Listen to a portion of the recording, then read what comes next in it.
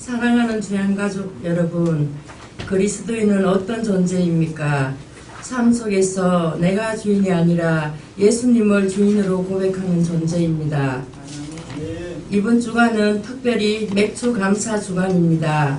맥주 감사 주간을 통해서 그리스도인들은 어떤 존재인가를 생각하는 시간이 되시기를 바랍니다. 그리스도인은 첫 번째 무엇이 중요한지를 발견한 것이고, 두 번째 외적인 것에 영향을 받지 않는다는 것이며, 세 번째 하나님은 언제나 옳다는 진리입니다. 첫 번째로 무엇이 중요한 것인지 발견했다는 것입니다. 오늘 본문 말씀인 출애굽기 23장 16절 말씀을 보십시다. 시작. 맥주절을 지키라. 이는 내가 수고하여 밭에 뿌린 것의 첫 열매를 거두음이니라. 수장절을 지키라. 이는 내가 수고하여 이룬 것을 연말에 밭에서부터 거두어 저장함이니라. 아멘. 본문 맨 처음에 보시면 맥주절을 지키라고 본문은 선언하고 있습니다. 사랑하는 주양가족 여러분, 이스라엘의 모든 남자는 1년에 3번은 여호와께서 택하신 곳에서 반드시 절기를 지켰습니다. 그 절기는 무교절, 77절, 초막절입니다. 이스라엘 백성이 하나님의 절기이므로 반드시 지켰다는 것입니다. 믿음으로 반응하는 것입니다. 무교절은 유월절이라고 합니다. 애굽에서 나올 때를 기억하면서 하나님이 나와 함께 하셨다는 기억하는 절기입니다. 애굽에서 종으로 살던 사람은 죽었고 새로운 사람이 되었음을 기억하는 절기입니다.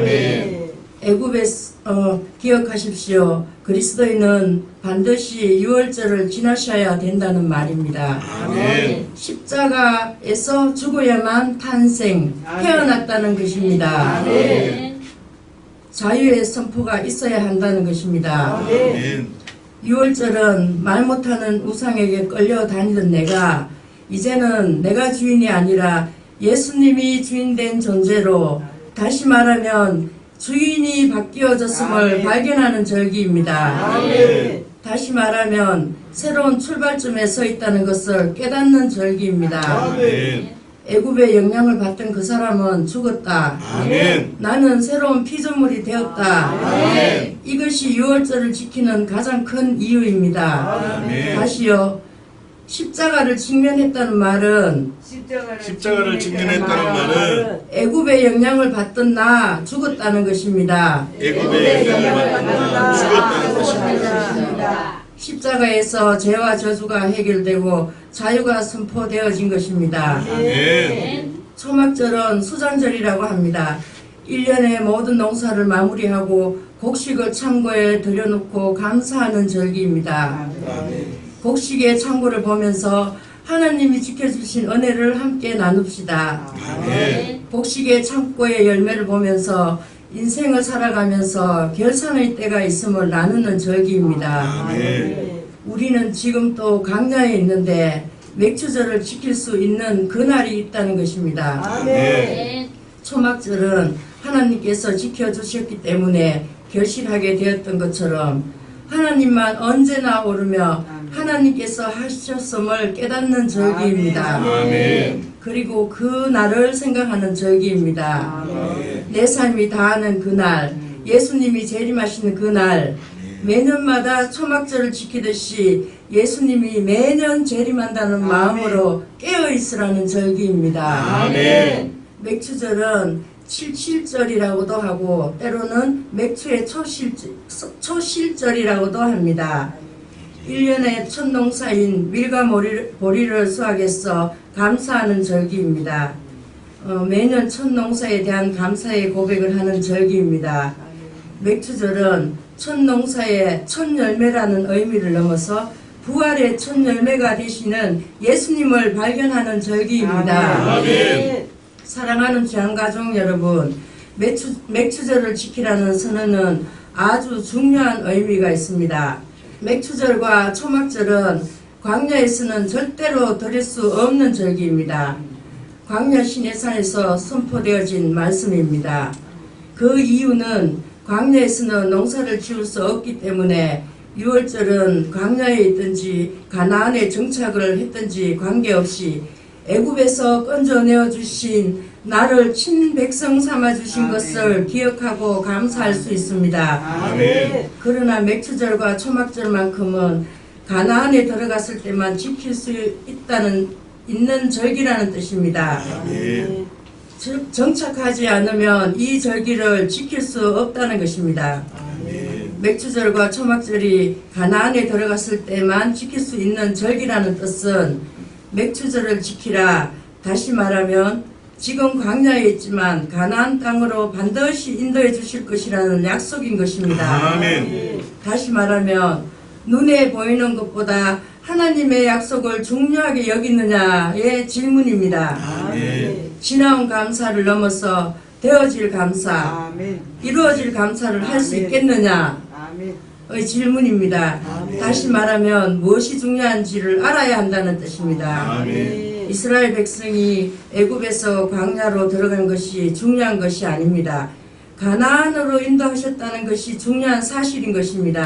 아멘. 반드시 약속의 말씀은 붙들어야 된다는 선언인 것입니다. 아멘. 눈에 보이지 않는 되어질 감사를 알아야 한다는 것입니다. 아멘. 그 말이 맥주절을 지켜라 이 말 속에 있다는 것입니다. 아멘. 사랑하는 지향가족 여러분, 그리스도인은 무엇이 중요한 것인지 발견한 사람입니다. 아멘. 문제보다 하나님이 더 크고 위대하신 분임을 발견한 사람입니다. 아멘. 광야에서 느끼는 것보다 하나님의 약속을 더 중요하게 여기는 사람입니다. 아멘. 지금까지 이루어 주신 것처럼 앞으로도 이루어 주실 것을 믿는 사람입니다. 아멘. 반드시 기억하십시오. 정말 중요한 내용입니다.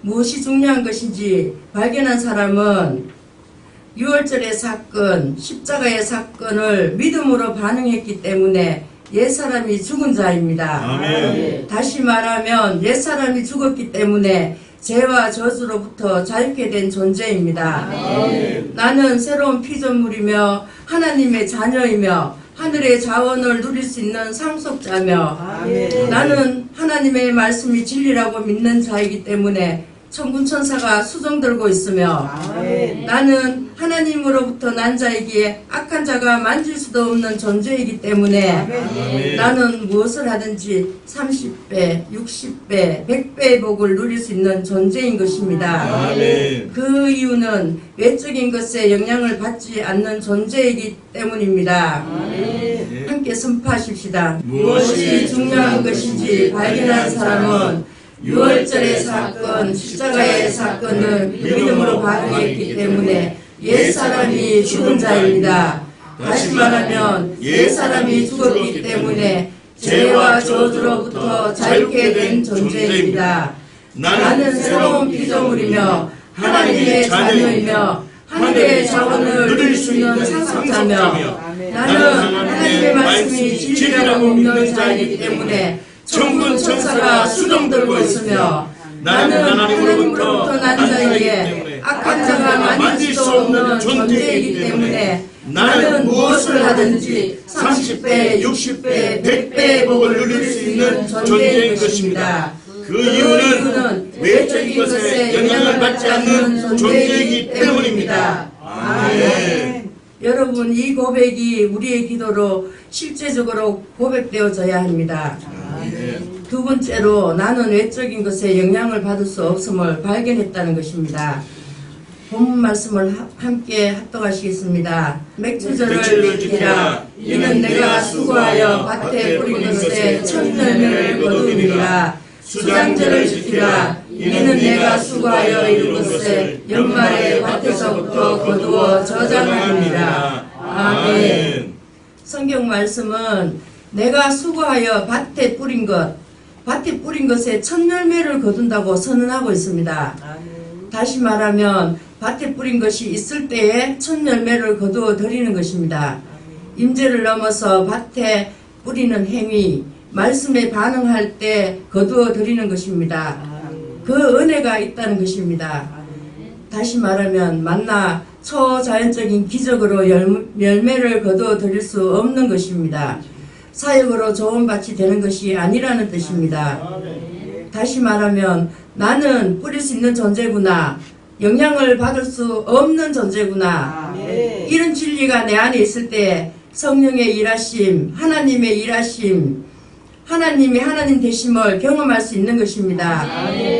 그런데 가슴 아픈 현실은 우리는 만나만을 원할 뿐이지 기적만을 원할 뿐 말씀에는 반응하지 않으려 한다는 것입니다.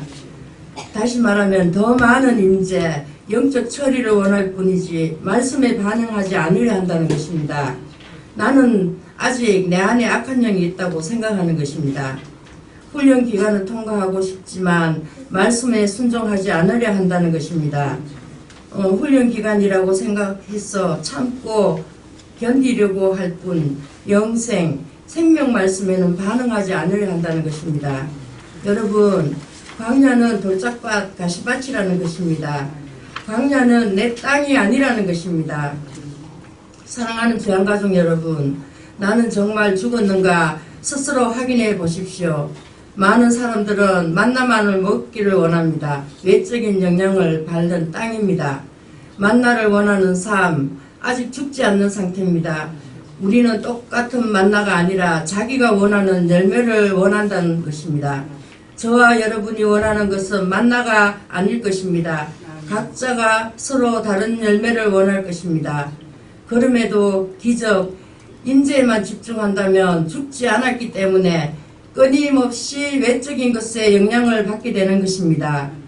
그러나 성령님을 의지해서 말씀에 반응할 때에 내가 원하는 열매를 결실할 수 있는 것입니다. 기억하십시오. 성령님의 임재는 만나와 메추라기만 경험됩니다. 그러나 말씀에 순종한다면 만나를 넘어서 열매까지 경험하게 되는 것입니다. 성령께서 왜 우리 몸에 임하시는 것입니까? 만나를 넘어 하나님의 말씀에 예가 되도록 해서 열매를 경험하기 위함입니다. 여러분, 그리스도의 말씀에 예로 복종 순종할 때에 만나와 메추라기를 넘어서 열매를 맺는다는 것입니다. 기도는 뿌린 것이라고 생각하는 삶, 아직 죽지 않는 상태입니다. 기도는 영의 호흡입니다. 기도는 물을 주는 것과 같은 것입니다. 씨가 있어야 자랄 수 있는데 씨를 심는 것은 말씀에 반응하라는 것인데 기도만 하고 말씀에 반응하지 않는다면 죽지 않는 상태입니다. 내가 주인인 것입니다. 즉 행동으로 삶으로 나타나야 됩니다.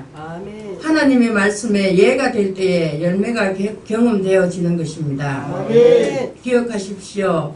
성령님께서 내 몸을 만지는 은혜를 경험했다고 할지라도 말씀과 전혀 관계없는 삶을 살아간다면 외적인 것에 영향을 받는 삶을 살기 때문에 결단코 가나안의 복, 열매를 경험할 수 없는 것입니다.